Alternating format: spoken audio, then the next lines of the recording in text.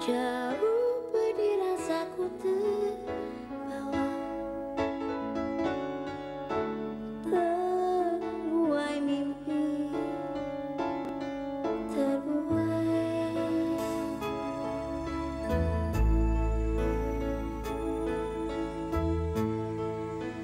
hayalan tentang ada. Matikan sinar menunggu waktu,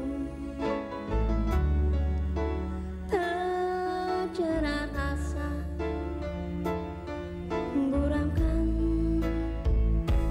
bayangan dirimu, hadirkan sebuah permintaan, pastikan jalan yang terbentang, satukan harapan yang dalam hidupmu, di mana cinta itu ada.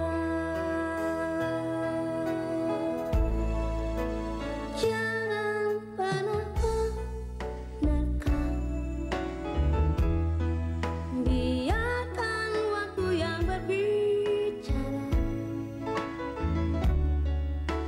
terjerat asa, buramkan bayangan dirimu, hadirkan sebuah permintaan, pastikan jalan yang terbentang, satukan harapan yang dalam hidupmu, di mana cinta itu ada.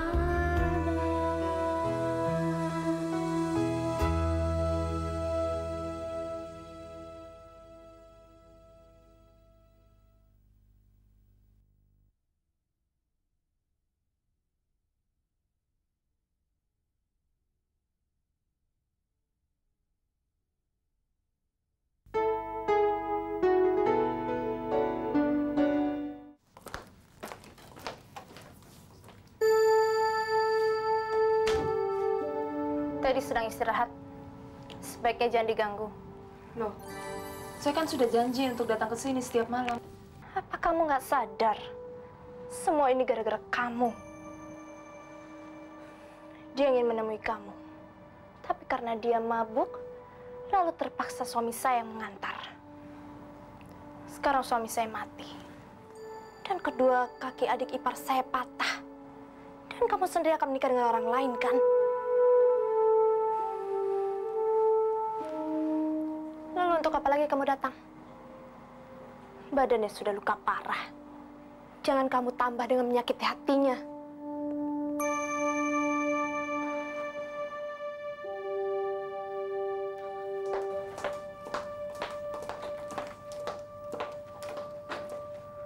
Hai, Ted. Katanya dia mau ke sini tiap malam. Dia mendadak ada keperluan. Tapi mulai besok dia pasti ke sini kok.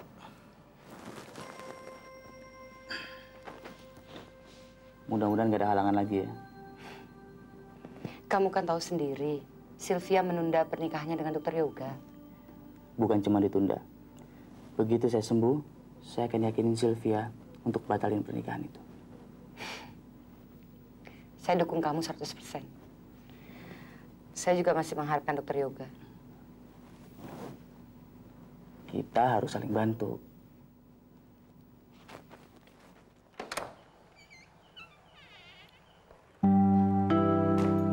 Loh, kamu kan janji mau besuk Teddy. Dia pasti nunggu-nunggu kamu sekarang. Tadi saya ketemu Mona, Ma. Saya dilarang masuk. Dia menuduh saya penyebab kecelakaan itu. Peduli apa sama dia? Mama lihat, dia licik. Dia nangis hanya pura-pura. Jangan biarkan perempuan ular itu menjauhkan kamu dari Teddy.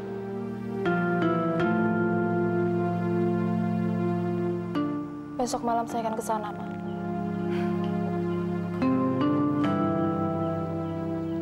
Peduli setan sama perempuan itu. Teddy sangat membutuhkan kamu.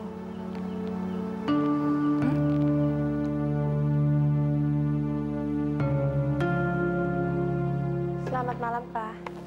Mona. Sekalian makan yuk, nanti Papa antar kamu pulang. Saya tidak sanggup sendirian, Pak.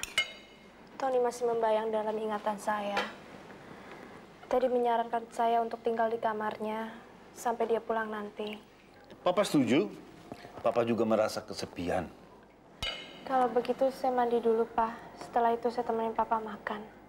Oke.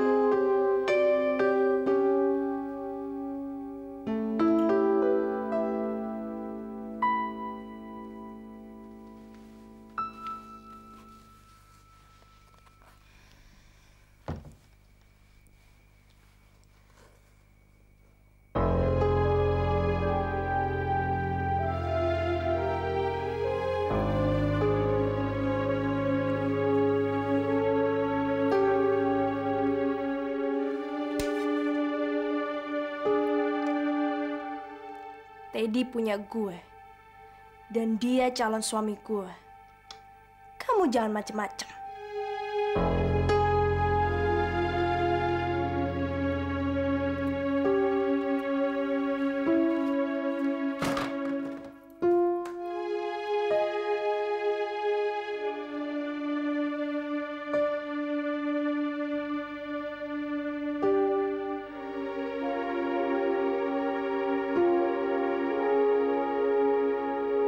Selamat pagi, Sylvia.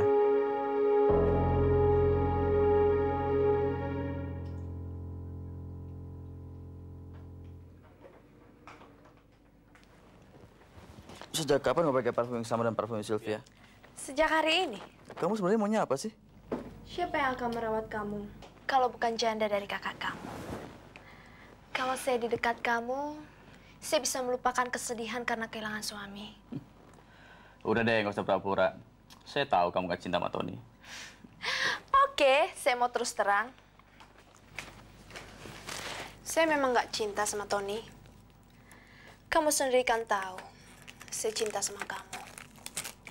Tadi malam, waktu saya tidur di kamar kamu, saya merasakan kenyamanan tidur yang tidak pernah saya rasakan selama hidup saya. Jangan mimpi. Cinta saya hanya untuk Sylvia. Yang mimpi kamu apa saya? Sylvia akan menikah dengan dokter yoga. Dan Sylvia tidak akan bisa merawat kamu seperti apa yang saya lakukan. Oke. Saya izinkan kamu jaga saya dari pagi sampai sore.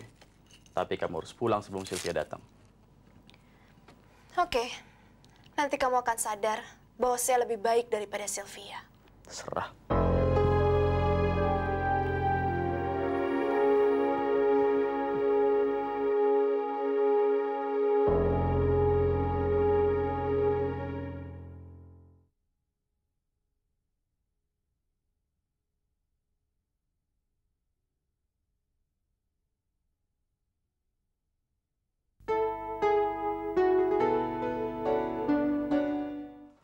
Dokter Yoga pulang agak telat, Mbok. Biar saya masakin dia dan Mbok boleh istirahat. Kebetulan, Mbok lagi mau minta izin, mau ke rumah keponakan saya.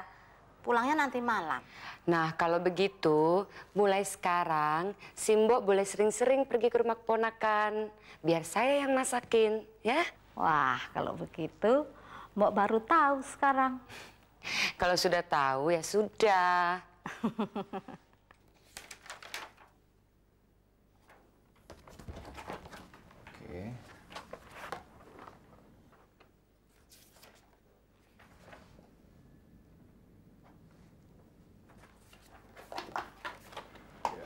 Kalau nggak ada lagi yang saya harus kerjakan, saya mau pamit, Dok. Mau besuk Teddy. Kamu bisa tunggu sebentar, supaya kita bisa sama-sama untuk menjenguk Teddy. Jangan deh, Dok. Teddy masih babak belur. Nanti dia malu dilihat orang. Permisi, Dok.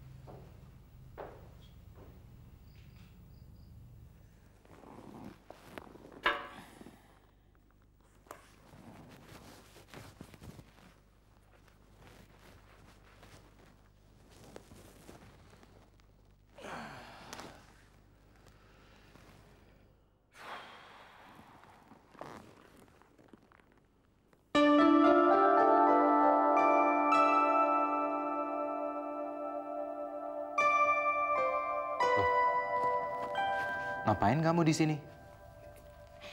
Seharusnya Sylvia kan yang menemani dokter. Karena dia harus menemani Teddy, nggak ada salahnya dong saya menggantikan dia.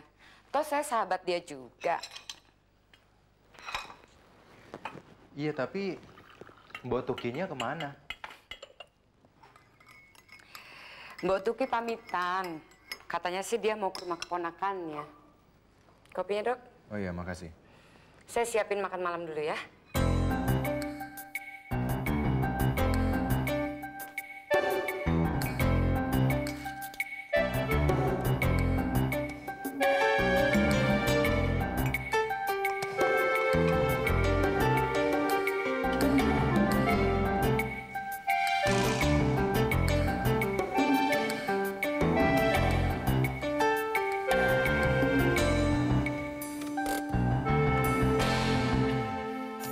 Terima kasih untuk makan malamnya dan untuk menemani saya malam ini.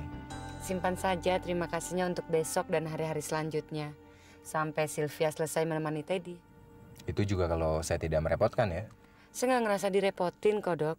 Kecuali ya kalau dokter nggak suka masakan saya. Aduh, terus terang makanan kamu tuh enak sekali. Jadi mulai besok dan hari-hari selanjutnya saya bisa masak lagi dong, Dok. Boleh. Selamat malam. Selamat malam.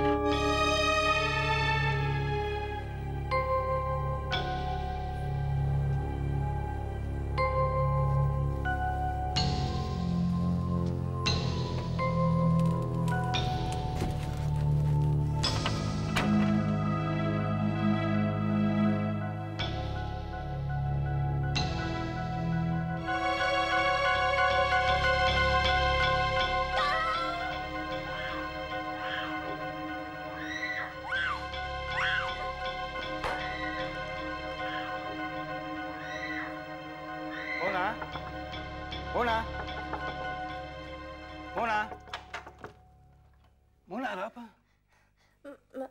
Maaf, Pak. Ngagetin. Saya ngeliat ada orang yang sengaja menabrak mobil dia. Terus terang Papa kaget. Papa kira ada apa? Nggak ada apa-apa kok, Pak. Saya cuma mimpi jelek aja. Tapi sekarang udah baikan. Nah, makanya sebelum tidur baca doa dulu. Biar nggak mimpi jelek. Iya, Pak. Terima kasih.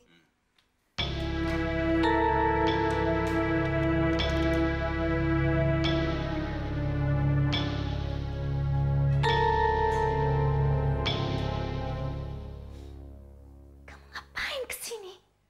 Kamu mesti ada di Hong Kong. Saya nggak tenang ninggalin kamu di sini. Saya sudah seminggu balik ke Jakarta. Sebetulnya kamu mau ngapain lagi sih? Maksud pertanyaan kamu itu apa? Kamu udah punya rumah sendiri. Mau ngapain kamu tinggal di kamar ini? Kamar Teddy. Dan seharian kamu nungguin Teddy di rumah sakit. Jadi, selama seminggu ini kamu selalu ngawasin gue? Iya? Mona, demi kamu saya rela ngabisin Tony. Kalau saya anggap kamu masih mau macam-macam, saya akan habisi Teddy sekalian. Saya sudah bilang sama kamu, saya nggak suka ada laki-laki lain dalam hidup kamu.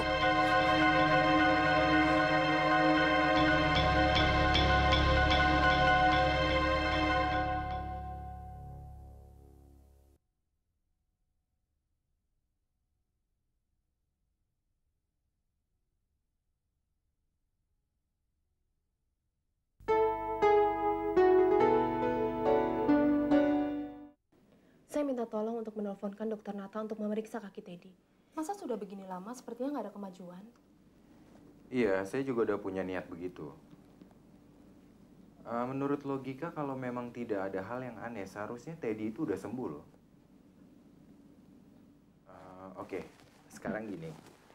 Gimana kalau nanti saya telepon Papa? Supaya Papa bisa datang ke Jakarta sekaligus berlibur akhir pekan di sini. Terima kasih. Saya terpaksa merepotkan. Enggak juga. Lagi pula Papa kan memang mau ke Jakarta untuk membicarakan tanggal pernikahan kita.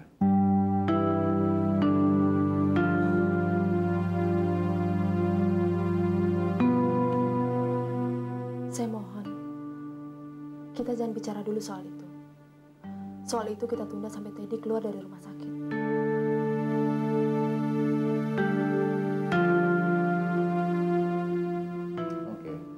Saya harus kembali ke ruangan saya. Ada pesan dari Dokter Theo yang harus saya sampaikan. Permisi.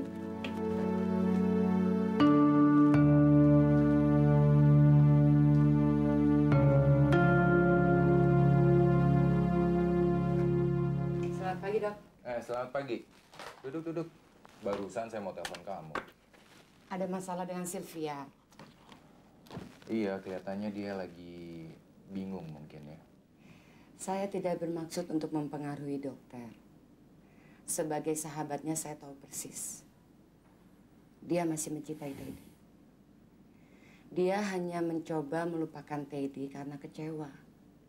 Sebab Teddy dianggap gagal melewati tes yang dulu itu.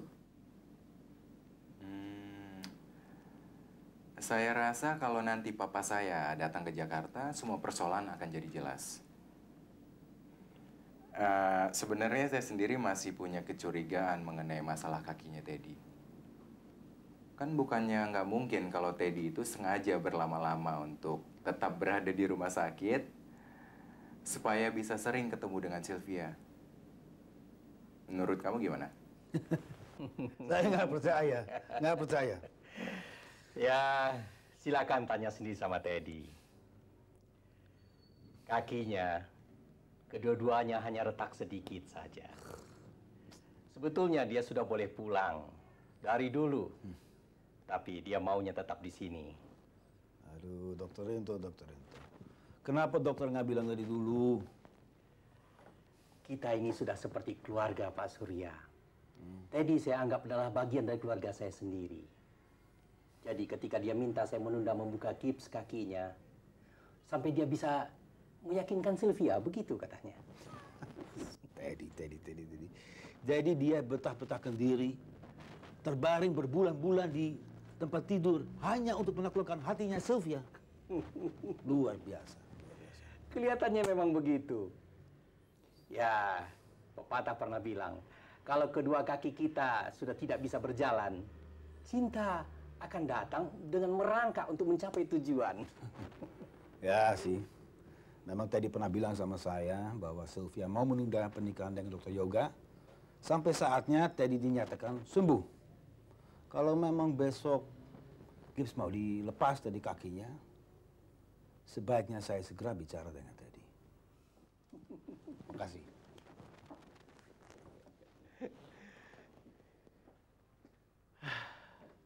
Selamat pagi. Pagi, Pak. Mona bisa keluar sebentar? Saya mau bicara empat mata dengan tuan besar ini. Hah? Iya, Pak. Thank you.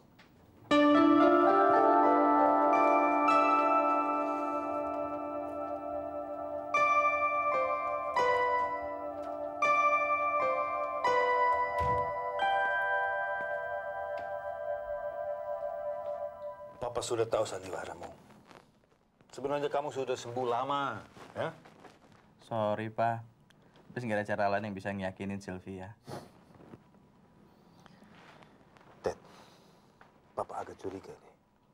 Tadi malam, si Mona teriak-teriak. Katanya mimpiin Tony. Dia bilang ada orang sengaja menabrak mobil Tony. Itu kan cuma mimpi, Pak. Tapi dia kelihatan gugup kok. Kalau memang sekedar mimpi, ya nggak usah gugup begitu.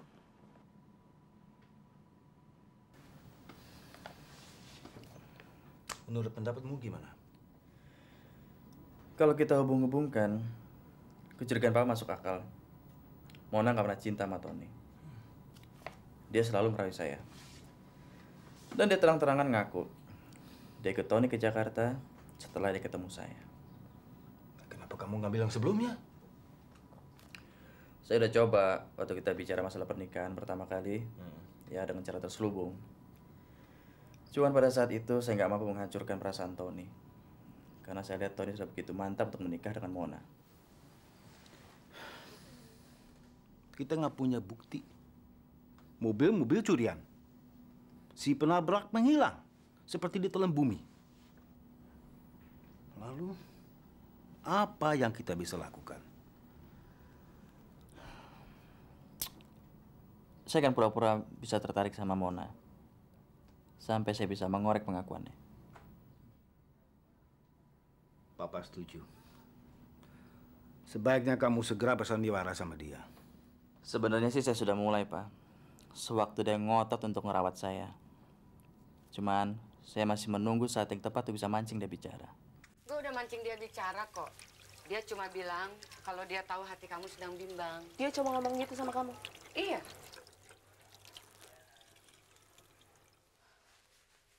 Gue memang lagi bingung. Apalagi yang buat kamu jadi bingung? Semuanya. Semuanya? Coba kamu bayangkan. Dalam beberapa bulan belakangan ini setiap hari saya kemari. Acara jadi babysitter kamu di rumah sakit sudah jadi kegiatan rutin saya. Terus nanti kalau gips kamu dibuka dan kamu pulang, saya gimana? Menikah dengan Dr. Yoga? Justru itu yang bikin saya bingung. Kamu nggak perlu bingung. Kamu cukup jujur sama diri kamu sendiri. Siapa yang sebenarnya kamu cintai? Gampang kan?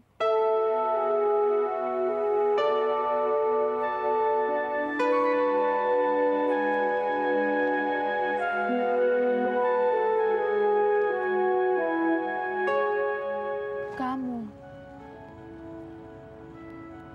Cinta saya selama ini buat kamu.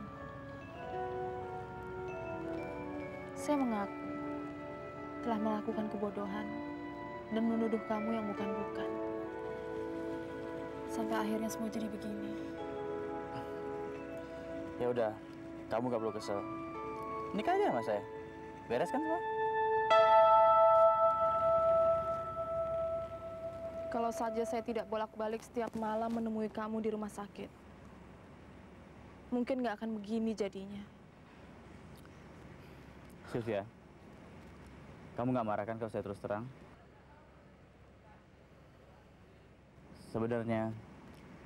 Saya sengaja tinggal di sini berbulan-bulan.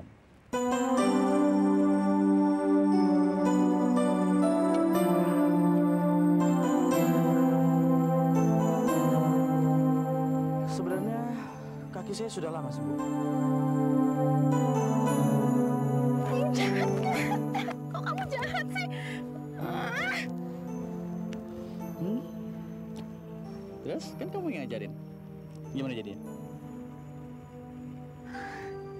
Saya tetap sayang sama kamu.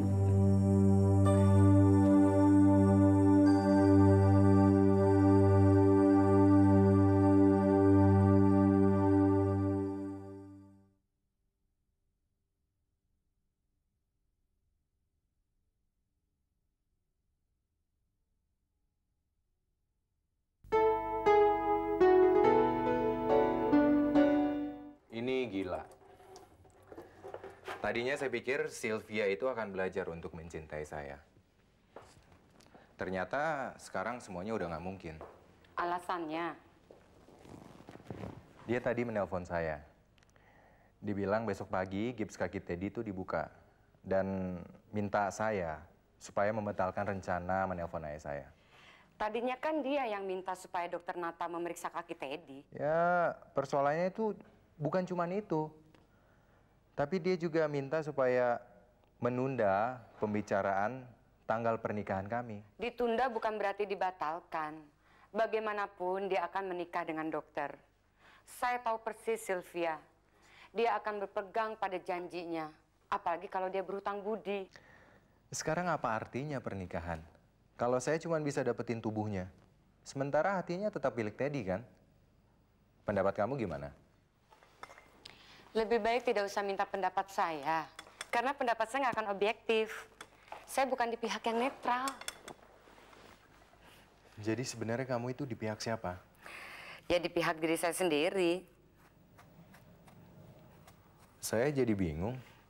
Kata orang bijaksana, kalau kita tidak bisa meyakinkan seseorang, maka buatlah dia bingung. Kamu berhasil. Karena memang sekarang saya lagi bingung. Saya juga bingung, Dok. Kamu pernah minum?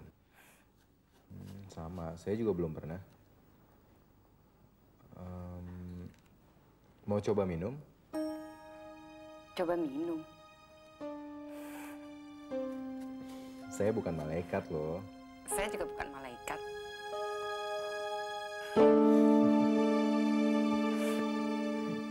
Kita hanya bajingan-bajingan yang mencoba mencari jalan pintas.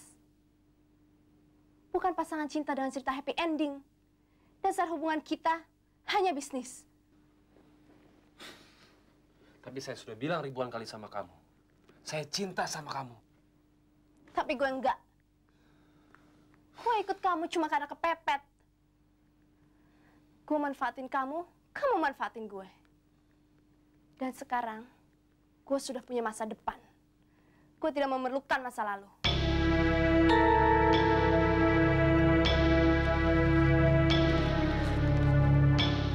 Ini $5.000 lagi. Tugas kamu sudah selesai. Dan urusan kita sudah selesai. Tidak. Urusan kita tidak akan pernah selesai. Kamu harus ingat. Kamu juga terlibat dalam pembunuhan Tony. Nggak ada buktinya. Gue malah nggak kenal siapa yang nabrakin mobil curian itu ke mobil Tony. Bagi gue, kita sudah tidak ada urusan lagi. Dan gue berhak berbuat apa aja yang gue mau. Dugaan saya tidak meleset. Kamu lagi ngincer Teddy. Idola gue, laki-laki yang bukan cuma kaya, tapi juga punya prinsip dan kehidupan yang jelas.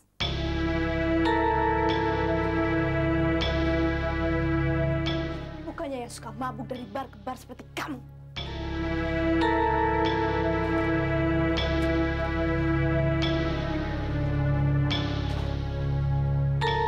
Saya sudah bilang, saya nggak suka ada laki-laki lain dalam hidup kamu. Dan saya tidak akan mencabut omongan saya.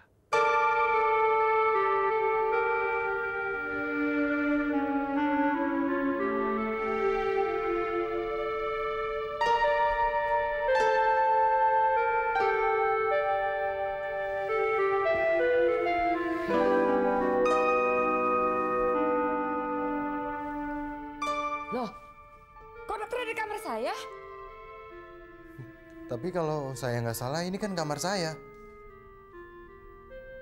Ya Tuhan.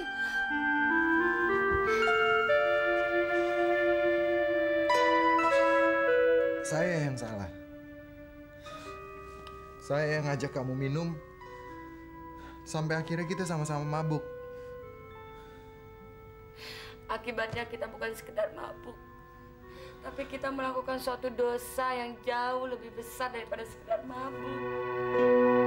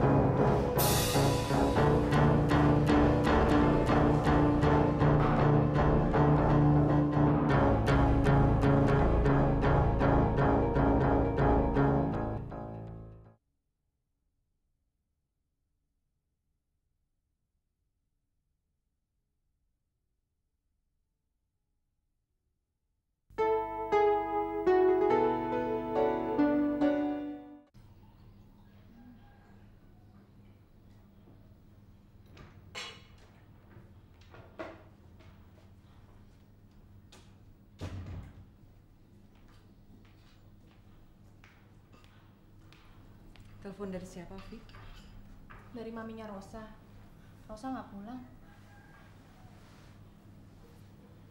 Kamu kok tenang-tenang aja? Vivi tahu kok di mana dia. Terus? Kamu sudah bilang sama maminya? Vivi bilang, mungkin Rosa nemenin dokter yoga ke rumah pasien di daerah pinggiran. Terus mungkin mobilnya mogok. Maminya Rosa percaya kok. Mama mau roti? Boleh.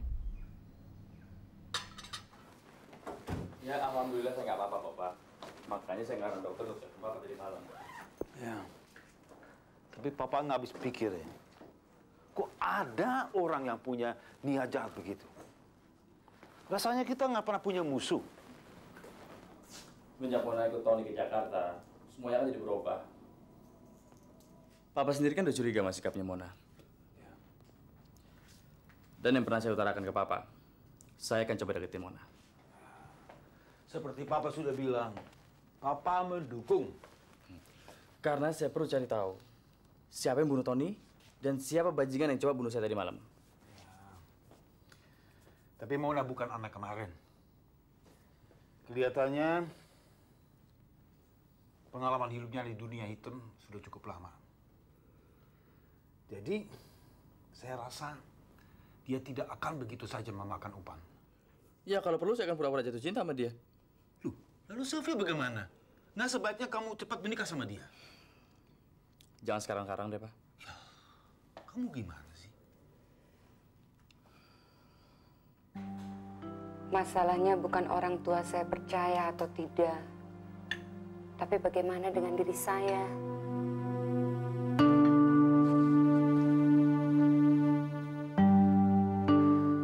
Rosa,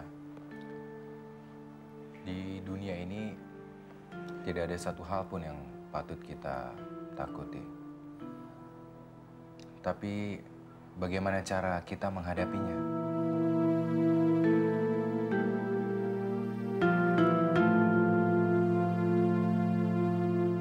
Kita berbeda. 1000 kali pria ternoda, dunia masih bisa ketawa. Tapi 1 kali wanita ternoda, dunia akan mencela. Kita harus menerima apapun yang terjadi dengan keberanian kita. Dan kita juga harus mencari jalan keluar yang terbaik.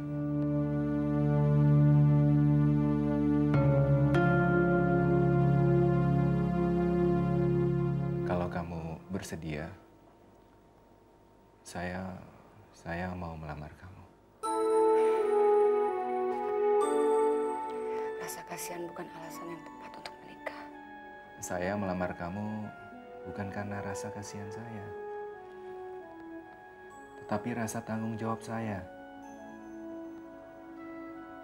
Dan saya yakin kalau kita berdua pasti bisa untuk saling mencintai.